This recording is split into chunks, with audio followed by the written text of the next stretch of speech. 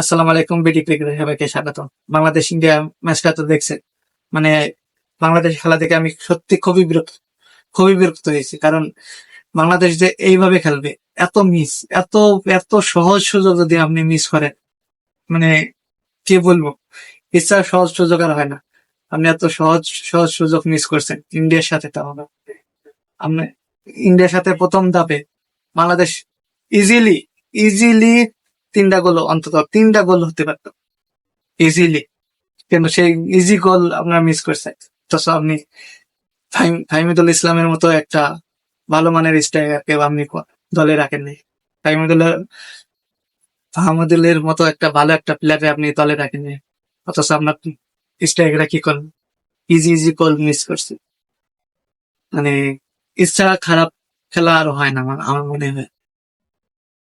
কারণ ইন্ডিয়ার সাথে আপনি এত ভালো ভালো সুযোগ যদি আপনি হাতছাড়া করেন, শুধু ইন্ডিয়ার সাথে যে কোনো দলের সাথে আপনি এত ভালো সুযোগ হাতছাড়া করবেন, মানে ফুটবল খেলায় সামান্য সুযোগ ও ছোট্ট ছোট চান্স কাজে লাগাতে হয়। আপনার এত মানে গোল বাড়বে, গোল কি নাই, সেই গোল মিস করেন, সেই গোল দিতে পারেন।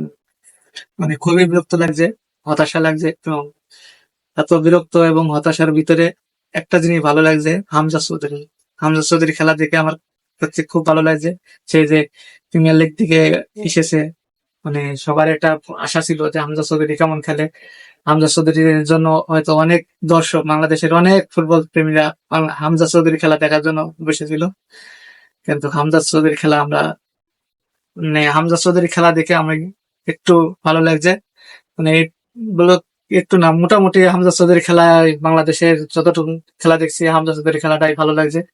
এক হামজা চৌধুরী এক হামজা চৌধুরীর ভয়ে ইন্ডিয়া কিন্তু সুনীল ছেত্রীরে দলে ফিরাইছিল।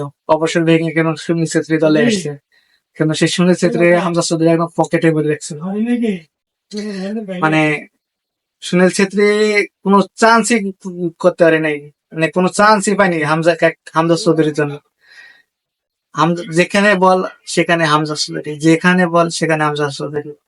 হামজা চৌধুরী অনেক ভালো খেলছে, অনেক মানে হামজা চৌধুরী খেলা দেখে অনেক ভালো লাগছে। বাংলাদেশের দলে হামজা চৌধুরীর মতো আরো কয়েকটা প্লেয়ার লাগবে। হামজা চৌধুরী হয়তো অনেক কিছু করতে পারবে না, কারণ কালকে খেলা বাংলাদেশের যে খেলা, হামজা চৌধুরী বল পাস দিলে সেই বল আর হামজা চৌধুরী ফিরে পায়নি। হামজা চৌধুরী বল পাস দেয়, কিন্তু সে বল আর হামজা চৌধুরীর কাছে ফিরে আসে। হামজা চৌধুরী অ্যাটাকে আসলে মিডফিল্ড ফাঁকা, মিডফিল্ড থেকে আর বল আসে না। হামজা চৌধুরী একটু উপরে আসলে ডিফেন্সে বাংলাদেশের গোলে অ্যাটাক হয়, বাংলাদেশ বাংলাদেশের গোলে অ্যাটাক হয়। এই জন্য হামজা চৌধুরী নিচে খেলছে, মানে যাকে যে জায়গায় খেলানোর দরকার হামজা চৌধুরী নিচ থেকে সব কন্ট্রোল করছে। এক কথায় বলতে গেলে হামজা চৌধুরী ব্রিলিয়ান। সে প্রিমিয়ার লিগ থেকে আসছে, মানে ব্রিলিয়ান খেলা খেলছে। হামজা চৌধুরী খেলাটা দেখে একটু ভালো লেগেছে, কিন্তু বাংলাদেশের প্লেয়ারও হতাশা করছে, ইজি বল মিস করছে। মানে এই ম্যাচে 3টি পয়েন্ট ইজিলি পেতে পারতো বাংলাদেশ, কিন্তু সে জায়গায় 3টা পয়েন্ট লস করছে, ম্যাচটা ড্র করছে। হ্যাঁ, এটা ভালো দিক যে ইন্ডিয়া অনেক শক্তিশালী দল, তার সাথে ড্র করছে।